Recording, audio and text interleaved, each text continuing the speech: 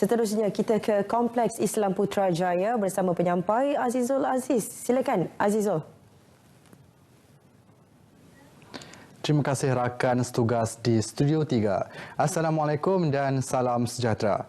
Peranan Jabatan Kemajuan Islam Malaysia JAKIM sebagai badan penyelaras pembangunan agama dan kemajuan ummah di negara ini akan terus dikukuhkan. Ketua Pengarahnya Datuk Muhammad Nordin Ibrahim berkata, menerusi pendekatan baru Rahmatan Lil Alamin yang diperkenalkan, JAKIM berharap mampu membawa amanah yang dipertanggungjawabkan. Kita sering berbincang dengan pihak negeri, dengan pihak pegawai, apa yang kita perlu berikan yang terbaik untuk masyarakat. Termasuk masyarakat di media sosial pun kita santuni masyarakat di peringkat sampai ke kampung, sebagai orang asli ke sampai peringkat di mana-mana pun melalui penyiaran radio dan sebagainya. Jadi bila mindset ini sekarang ni kita dah melalui pelbagai orang kata retreat, khususnya retreat pegawai kanan, retreat peringkat middle leader yang saya buat di Intan tadi. Sedikit sebanyak dapat susun balik apa hala tuju yang kita perlu buat. Sementara itu, mengenai isu penubuhan kumpulan perunding bagi menilai dan mempertimbang kedudukan institusi Islam, terutama JAKIM, Datuk Muhammad berkata usaha itu dialu-alukan.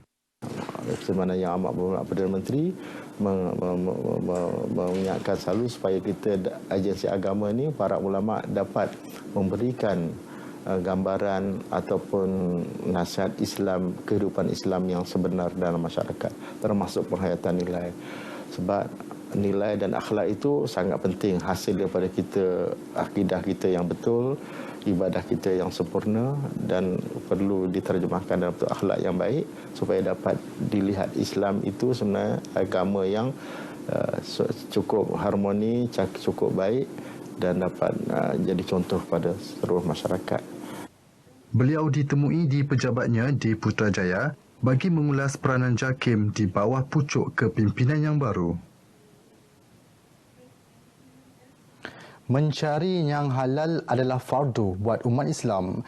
Justeru, bahagian pengurusan halal JAKIM buat julung kalinya menganjurkan program rundingan meja bulat RTD Siri 1 2019 bersama industri dengan kerjasama Sekretariat Majlis Halal Malaysia. Menurut pengarahnya, Bukhari Mat Akhir, program tersebut bagi memudahkan pihak industri mendapat maklumat berkaitan pensijilan halal dan berkongsi sebarang isu berkaitan. Tapi pada hari ini kita lebih tertumpu kepada franchisor yang mana kita cuba untuk menyelesaikan isu-isu kekangan yang dihadapi oleh kumpulan ini secara lebih berhemah dan lebih harmoni. Sebelum ini kita hanya mendapat rungutan ataupun dapat pertanyaan melalui surat ataupun email ataupun WhatsApp. Jadi dengan adanya pertemuan secara bersemuka, dia lebih lebih mudah untuk kita menyelesaikan. Sementara itu, beberapa peserta yang ditemui menyambut baik program yang diadakan bagi mewujudkan industri sihat dan menepati kehendak pengguna. Ini tujuannya adalah untuk mendapatkan input semaksimum mungkin bagi menyerlahkan permasalahan yang wujud dalam industri dan dalam masa yang sama mendapatkan maklum balas secara bersemuka dengan pihak pengurusan halal dan pihak berkuasa. Round table dengan JAKIM ini adalah sangat bermanfaat sebab kita dapat berkongsi pengalaman dan juga berkongsi best practices ataupun amalan yang baik untuk industri. So saya berharap yang program ini boleh dibuat dengan lebih kerap dan kita boleh mengeratkan lagi silaturahim di antara industri dan juga JAKIM. Pada program yang diadakan, wakil dari QSR Brand Holding Malaysia Sdn Bhd, Secret Recipe Cakes dan Cafe Sdn Bhd serta Sekretariat Majlis Halal Malaysia mengadakan pembentangan dan perkongsian isu halal di Putrajaya. Masjid Tuanku Mizan Zainal Abidin Putrajaya mengurat langkah proaktif mengajak belia mendekati masjid menerusi sukan.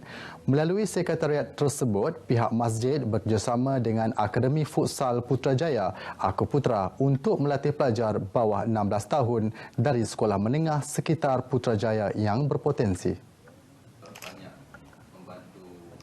Menurut Imam Masjid Tuanku Mizan Zainal Abidin Putrajaya, Muhammad Radi Abdul Ghani, usaha tersebut dilaksanakan sebaik penubuhan sekretariat belia masjid sejak Disember tahun lalu.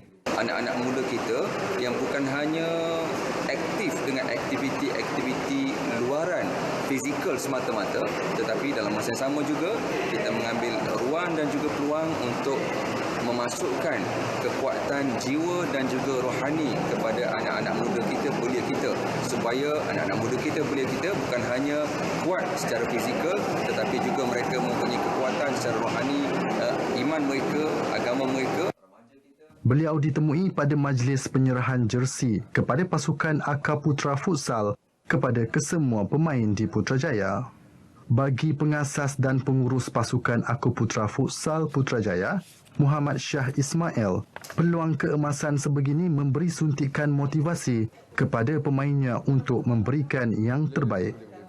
Ini menjadi satu permulaan di mana anak-anak muda ini dibantu oleh masjid-masjid ataupun surau di seluruh Malaysia mengadakan aktiviti seperti ini, di mana masjid ataupun surau menaja anak-anak ini untuk apa-apa minat mereka dalam sukan supaya keakraban anak muda dan juga belia lebih rapat. Pasukan Aku Putra Futsal akan membawa nama Masjid Tuanku Mizan Zainal Abidin berentak bersama 32 pasukan di kejohanan akhir Futsal Milo bawah 16 tahun pada 22 Jun ini di Subang, Selangor. Sekian saja paparan berita dari Putrajaya. Kembali ke studio di Angkasa Puri. Silakan.